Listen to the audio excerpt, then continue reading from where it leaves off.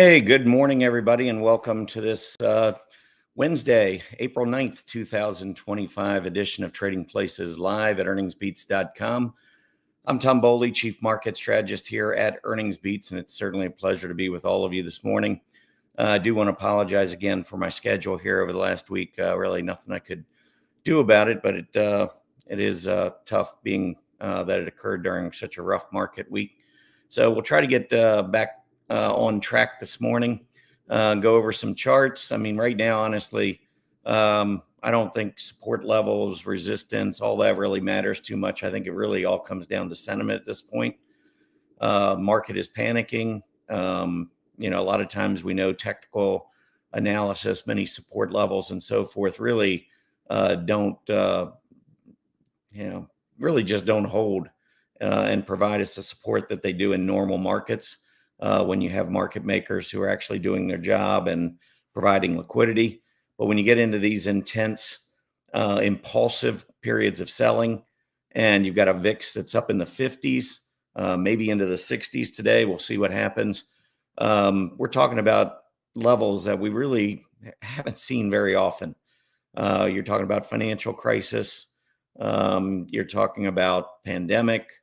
And so we've got to get to a point where market makers are willing to commit their capital again and kind of get out of this period of just intense intraday impulsive selling episodes. So unfortunately, that's where we are right now. And, there's nothing rational taking place in the stock market. Obviously, there have been a lot of announcements regarding the tariffs. There have been counter tariffs, and there's a lot of talk. We don't know where all this is going to play out. The market doesn't know. This is a major uncertainty, and as a result, this is what the stock market does. It doesn't like uncertainty, and when we get uncertainty, like we had with the pandemic, like we had with the financial crisis, like we have now with these escalating tariffs, it's just difficult to call where that bottom is with any kind of certainty. I mean, we can look at key long-term support levels, which is what we'll do a little bit of today, and talk about where we can look for reversing candles. But until we actually see that capitulation and that big reversal back, I think we're probably still in the midst of this significant decline. So anyway, I'm going to go ahead and start off with what happened yesterday, but really it's the bigger picture that I want to discuss more so today. Anyhow, Dow Jones Industrial Average yesterday finished down 320 points, less than 1%. S&P 500 down 1.5%, a little bit more than 1.5%, falling and closing below the 5,000 level. NASDAQ down 2.15%. That was down 335 points. Then you get down here to the small caps, which saw nearly a 3% drop. Mid caps 2.25%.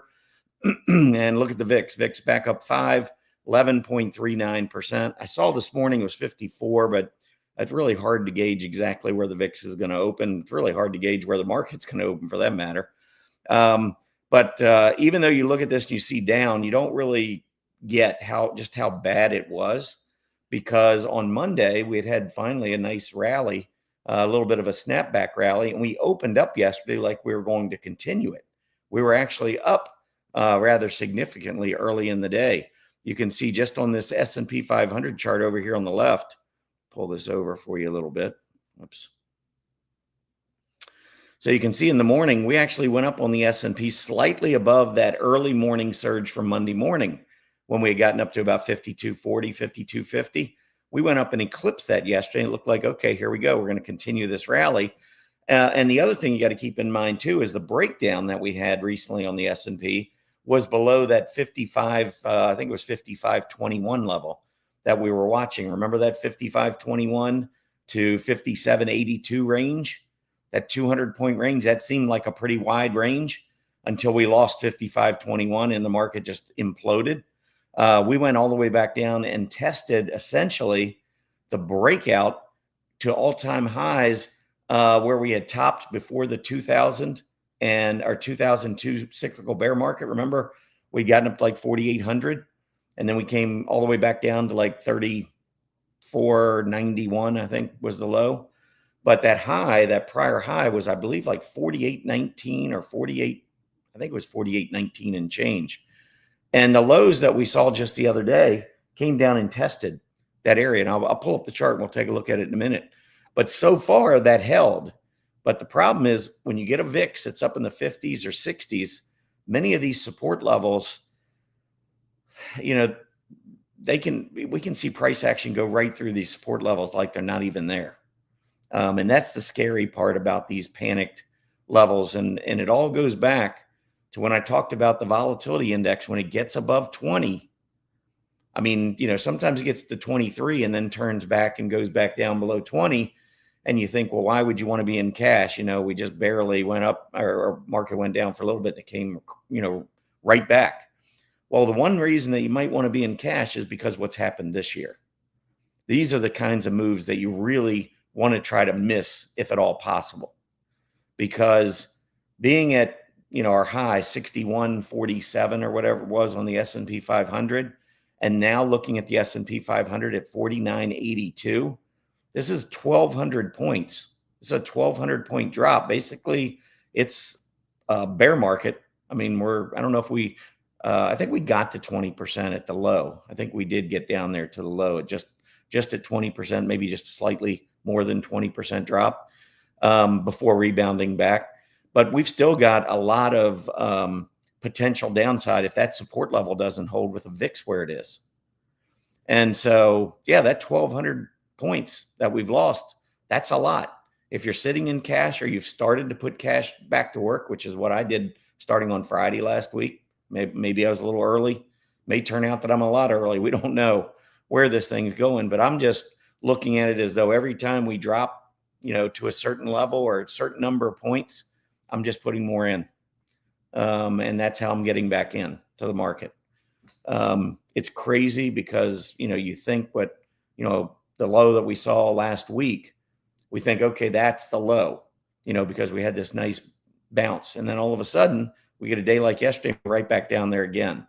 So if you're somebody that chases, if you're an emotional trader where when the market's going down and getting killed, that's when you want to get out, or that's when you want to short. And then you watch as the market goes back up and then you can't take that anymore, being on the short side or in cash. And then you're going to pounce on the rallies after the big rallies have occurred. This type of market can absolutely wear you out. To me, it's either, individual stocks are really, really volatile right now. So I think sticking with the index ETFs makes a lot more sense to me. I mean, there's only so much you can do to mitigate risk when you're getting in, if you're getting into a market like this. If you're using this weakness to get back in, there's only so much you can do to mitigate risk. I mean, you could try playing a put against your portfolio, but right now, the volatility index being so high, that's what it's telling you, that the option premium is going to be so high that you're going to be paying a lot for insurance. It's kind of like, a coastal area gets wiped out by a hurricane, and, you're going to try to get, you're going to move into the area when it gets rebuilt. You're going to try and get some flood insurance. It's going to be really expensive, very, very, very expensive. That's kind of what's happened here. The market's right now kind of left in ruins over a month's worth of selling, really intense selling these last couple of weeks. And so now we want to get insurance, but the price of insurance has gone crazy to the upside. So again, I think, risk is up to each individual, what you can tolerate. For me, getting out when things start to turn nasty, being in cash, that's one way to protect. It's one way to try to mitigate risk. And then as you start hitting lows, I feel like these are panicked lows. I don't think these are well thought out lows. Some may disagree with me, and that's fine. I believe that we've got some issues with these tariffs. There's no doubt about it. But how deep? And where you saw what happened. There were rumors, I think, the other day. I haven't been paying really close attention to the market because it's been difficult.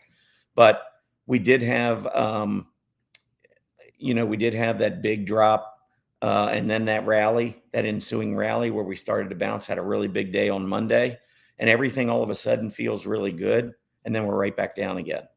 And unfortunately, when you got a volatile market, that's what we're dealing with.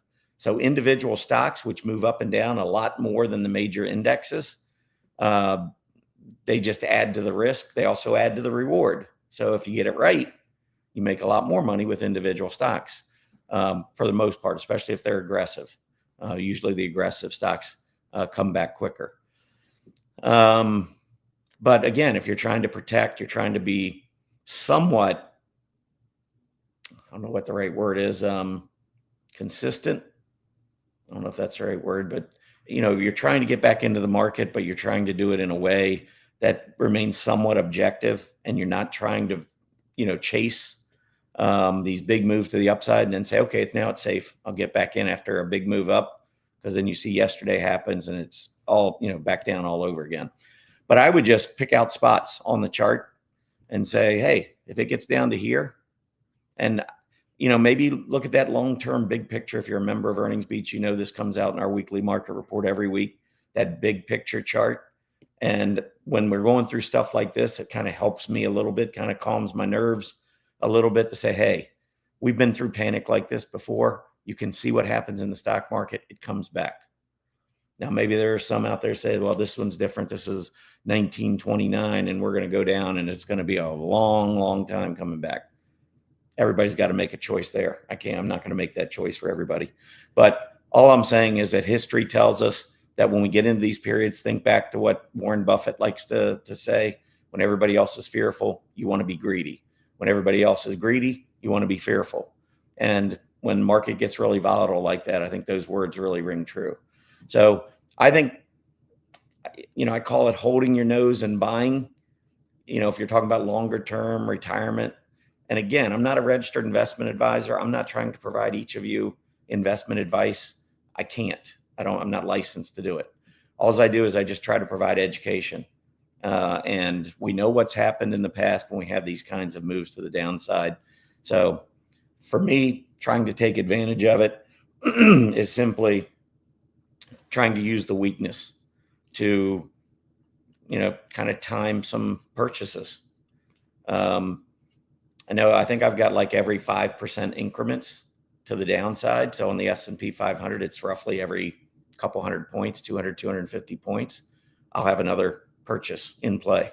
So it just takes all of the, emotion out of it for me. So I'm not trying to look at the market intraday with these wild swings, trying to decide when I should be buying or selling, because your emotions it's going to be really difficult to keep your emotions in check. So I started, like I said, I bought on Friday. I bought a little bit on Monday. I didn't do anything yesterday with the market, kind of all over the place, and then finishing down. But maybe if we're down again significantly today, if we're down another 2-3% on the S&P, I'll have another order in. And again, that's just the way I deal with the risk. I'm not trying to catch the bottom exactly. Now, if I do see something that I think is a significant bottom, where the sentiment readings are just absolutely crazy, and I do that a lot by looking at the half-hour readings on the CBOE.com, half-hour readings of the equity-only put-call ratio, because if all the traders start pouring into puts, retail traders I'm talking about, that's why I like to look at equity puts as opposed to index puts and calls. That's more institutional. I want to see when the retail trader is totally throwing in the towel.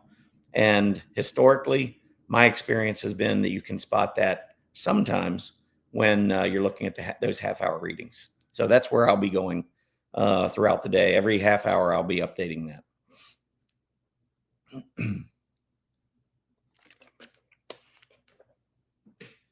All right, let's move on to the sectors. So here were the sectors yesterday. And you can see down at the bottom, you had materials, real estate. So you got materials, which I call a neutral group. Then you've got real estate, which is a defensive group. And then you got consumer discretionary again, which has been down a lot over the last month or two. That's a more aggressive area. So you got a little bit of everything down the bottom. You go to the top, you got an aggressive group in financials, although I would say maybe aggressive value, if there's a such thing. Financials and industrials tend to be a little bit more value oriented, maybe a lot more value oriented. You got way more dividend payers in financials and industrials than you do, say, in technology. where capital appreciation is generally king. But you've got financials and industrials at the top, but you've also got utilities and healthcare. So you got offense, you got defense, you got literally everything. But if you look at any one of these individual charts, you're going to see downtrend in play because of all the selling that we've seen recently. So it's been what I call indiscriminate selling. It's not, well, maybe it is focused a little bit more toward technology, discretionary. Those are the groups that tend to lead us to the downside at the very beginning when the market's trying to make the final high, just like it was in February, trying to make that final high. We already knew discretionary had turned lower. These were the reasons I was talking about caution back then. Now, sometimes that kind of caution turns into a 5% pullback, and then you go on your merry way. Sometimes it might result in a correction. And then other times we can see cyclical bear markets. And clearly that's what we seem to be in at this point.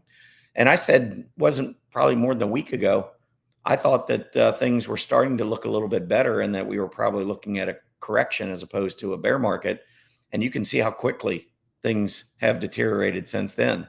At this point, it's probably about 99.9% bear market if it hasn't already hit. Again, remember, all you got to do is go down 20% from the high. 61.47 is 615. That's 1,230 points, which would take us down to 49.15, 49.17, something like that. And we got down there. We went, I'll show you the chart on the S&P 500, but we did get down to 4,800. So technically, we are now in a cyclical bear market. And that's how quickly, when that VIX goes up, how quickly the market can drop, especially when we're just simply in a, all-out panicked environment in the market. Looking back a little bit further, because we can go back, a month, really we can go back a little bit further to go back to the top. But if we just start going back a month, you can see the damage that's been done since, March 9th. Utilities, the best performer, consumer staples, next best. So we do have defensive groups leading, although we don't really feel like they've been leading of late. We're getting a lot of catch up in some of these areas. But look toward the bottom. There you got technology, discretionary, and communication services. Three aggressive groups in the bottom four over the last month. So continuing to see that selling in some of the more aggressive areas.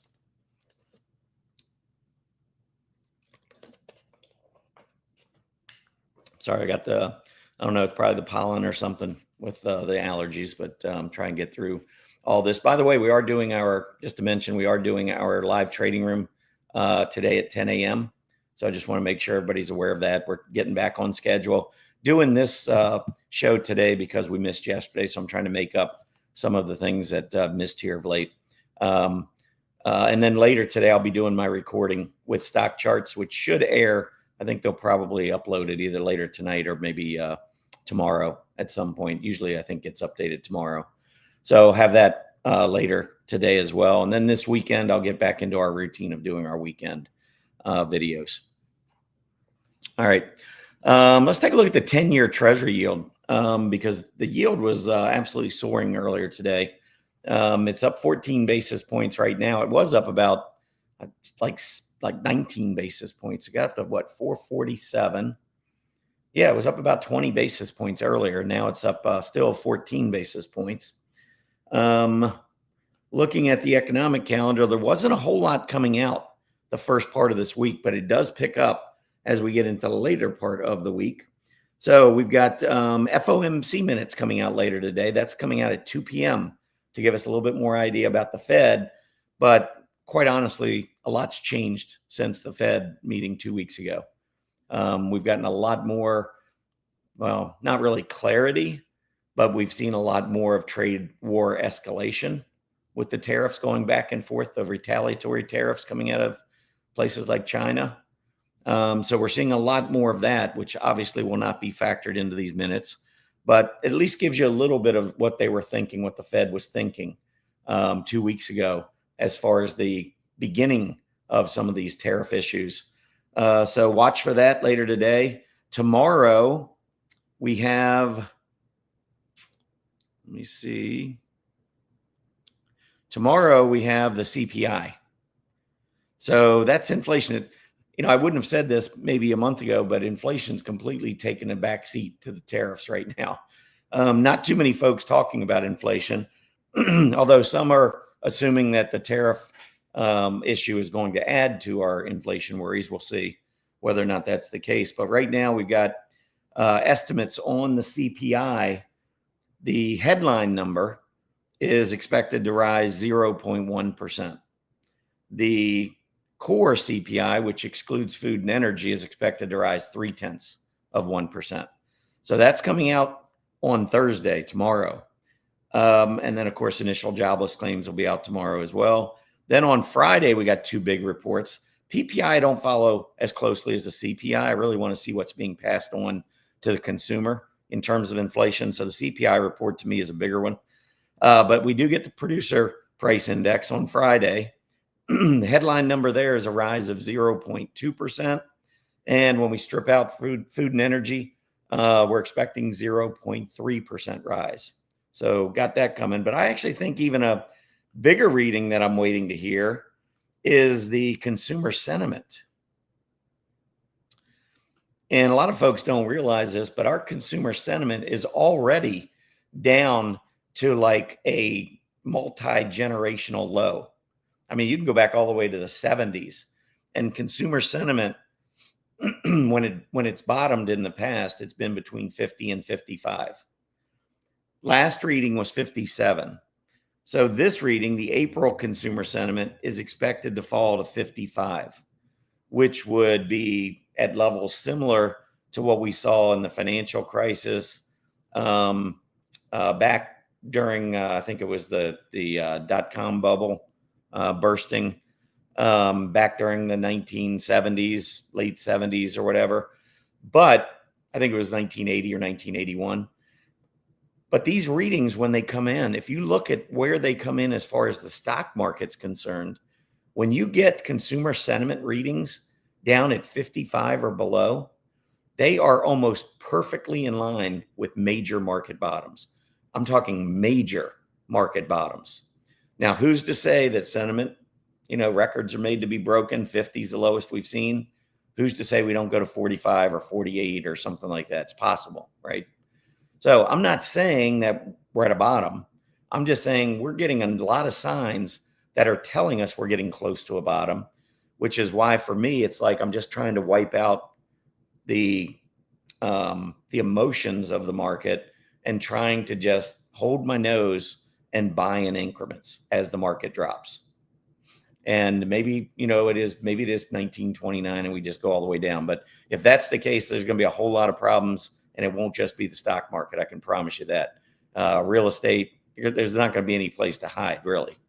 But I don't believe that is coming, not for a minute. And so I'm using the weakness to reestablish positions much cheaper. At this level and with this kind of emotion in the market, I think, for me anyway, it's the best strategy. Everyone else has to obviously make that call. But we do, again, moving back to the 10-year Treasury yield, we saw this get down to 390 4 trading days ago. I mean, it was the end of last week. We were down to 390. Now today we got back as high as 447. So it's not just the stock market that's all over the place. We got the bond market gyrating, profusely as well. But let's keep moving on. Let's take a look. I wanted to go in and take a look at the S&P 500 here. And you can see there's the A leg down. Here's the B, and now here's the C. And it's been, look at the volume. Look at the massive drops. I mean, we thought these drops were big, from 6,100 to 5,500, going down maybe 75 points on the S&P in a day. That was kind of a big day. 100 points, it was a really big day. Now it's 200-300 points at a time. Like, it's nothing. The market will eventually settle down, but we've got to reach a peak in the VIX. And in my opinion, we've got to reach a peak in that equity-only put-call ratio. And we're seeing kind of both in the midst. It's kind of like being in the eye of the hurricane right now. We kind of rebounded yesterday. That was kind of like being in the eye of the hurricane. Things just kind of calmed down for a little bit. And then the other side of the hurricane comes through and you hit the other wall, that eye wall, and then it all starts over again. That's kind of what it feels like to me right now. So let's watch that initial panicked low on the S&P 500, which was at 48.35. So remember, 48.19, I believe, was the high. Let's go back a few years here.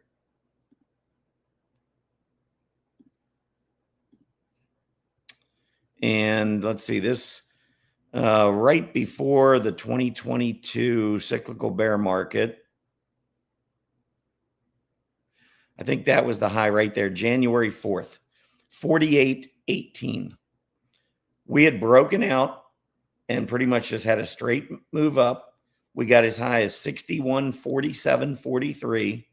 And from there, February 19th until April 9th today, or as of a couple of days ago, we went all the way back down to that 48.35 level, literally within 1/3 of 1%. Now we may look back and that might be the low. I know yesterday we were pulling back. I know today, let me give you the futures because we're down, or at least we were. Diamonds right now down 1%. The spider down 0.6%. That's come back quite a ways from where we were earlier, by the way. The IWM down 1.2%, also probably half of the loss we had earlier this morning. QQQ down 1/3 of 1%. So it's down a little over $1, which is much better than where we were earlier. So get used to this back and forth craziness because this is what happens with a VIX in the mid 50s. I'd like to say that it's just going to calm down and, steadily start to move in more consistent fashion. But really, honestly, we're going back and forth, up and down based on news stories, rumors, everything else. And it's not like we're moving down a little bit. We get a rumor and S&P could go up or down another 200 points. So outside of like some sort of a consistent approach to getting into this market, I think, trying to do it during the day. And we'll talk about this a lot during the trading room. I mean, there are a lot of folks love this action, because they can make a lot of money, but you also can lose a lot of money very quickly. This is not the kind of environment that I like to trade. In fact, it is the polar opposite of the kind of market I like to trade. I like to swing trade. I like to hold stocks, few weeks, couple months, maybe make 10, 15, 20%, get out, look for other opportunities on pullbacks in some other areas. I like the VIX around 9 or 10. I'll take 12 or 13, but 9, 10 would be even better. I just want boring action. I want boring, steady upside action where I don't have to worry about waking up in the morning to whatever the latest tariff retaliation is or the latest Fed, president thoughts on what's going to happen to inflation, or waking up to Jamie Dimon saying that now, pretty much we're likely to have a recession. So unfortunately, though, that's the market we're in. And so you've got to, literally roll the dice to trade in this market right now. I do think that we're set up potentially at some point to snap back to 5,500. We're sitting at 49.82. That's a 10% upside move. It could happen over a day or a couple days.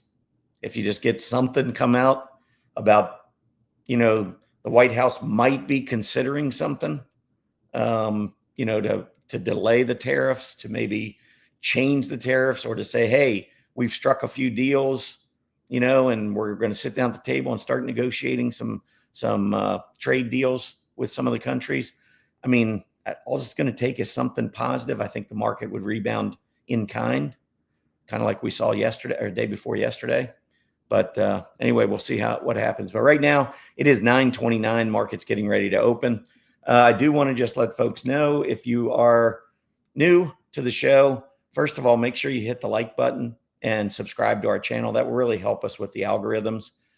Try to, give you the honest take in the market, whether it's good news or bad news. I know a lot of people right now are talking about recession, talking about how you got to get out of the market. Where were those folks back in late January and early February when earnings beats was saying back then that you needed to be careful? Money was rotating. Wall Street's not going to come out and tell you that. They're just not. So anyway, if you like what we do here at Earnings Beats, please like the video and be sure to subscribe to the channel. We do live streaming, free live streaming events from time to time. So if you are subscribed and you have your notifications turned on, if we start a live episode, you'll be notified immediately. So that's a real positive to keep up with the latest. And I'm sure as we get further and further down the road, we'll probably do another one of these live streams to try and help folks out. Might be a little bit early at this point, still trying to gauge what's going on and how far we're going to go down. But at some point that could be coming up. So anyhow, make sure you like and subscribe. Can't say that enough. Also, if you scroll down on our website, we have a free newsletter. We've got tens of thousands of folks that have subscribed to our free newsletter. So make sure you go to earningsbeats.com, both plural, Earnings Beats. Scroll down, name and an email address is all it takes. Hit that subscribe button. We don't sell your email address to anybody. You're not going to get spammed by anybody other than us. We will market to you once in a while, especially when we have specials or events and stuff like that coming up, just to keep you in the loop. But anyway, make sure you check that out twice a week. I'll give you a chart of the day. I talked a little bit about the S&P 500 today. It wasn't a stock, just talking about the S&P 500. And I got that out late, by the way. It was right before we started this show. So you may not have received that EB Digest just yet. It will be out at some point today, though, if it hasn't already gone out. Anyway, let's take a look and see what the market's doing. Go to the intraday. Well, we got the S&P 500 down slightly. That actually is much, much better than what the futures were looking like earlier this morning. Take a look at the NDX, which is the NASDAQ 100, and it's actually up so far. IWM getting closer to the break-even line. That was down well over 2% I saw earlier, and maybe it was more. I wasn't watching every single tick on the futures this morning, but I did see that the IWM at one point was down like 2.75%. Anyway, right now it's down 0.5%. So much, much better. We saw a little bit of this on Monday where we had the big sell-off. I mean, it really looked like it was going to be huge. And we actually came back up and didn't open as far down as it looked like we were going to. And then the market rallied for the first half hour. I don't know if we're going to see something like that. Maybe what we're doing is double bottoming. That's a possibility. Let's go back over to the S&P 500. Our low today was 49.56, but our low, like I said, on Monday was 48.35. That was our low so far during this, what is now a cyclical bear market. We'll see whether or not that holds. If you recall, we went down 20% exactly, almost exactly 20% in the last trade war related market sell-off in the fourth quarter of 2018. So there is precedence for maybe this being kind of like a double bottom and start to move back up. But just remember, the VIX, when you're up in the 40s and 50s, selling can escalate very quickly. It could happen today. But anyway, the VIX is not showing me anything just yet. Still showing yesterday. Let's go to the main page and we'll wrap this thing up.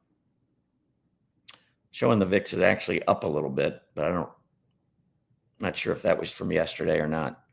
Anyhow, there you go. That's where we stand right now. I wish I had a better answer and exactly what the game plan should be, but nobody writes up one of these game plans when the market gets like this. You just have to understand the market that you're dealing with. This is a different animal than what we were dealing with as the market was going up, setting all-time highs. This is not that kind of market, so you got to be careful out there. Members, I will see you in just under 30 minutes for our live trading episode. By the way, if you want to join in for that, we do offer a 30-day free trial to our service. So you can see this start your no-cost trial. You do have to give credit card for that, but we will contact you before your 30 days is up. We don't want you to pay if you're not happy with the service, if you don't think that there's value there for you. But if you sign up for the 30-day trial, you get our next 5 trading rooms, next 5 Wednesdays for free, along with everything else we do in our service. Anyway, have a great day, everybody, and I'll see members in just a little bit. Happy trading.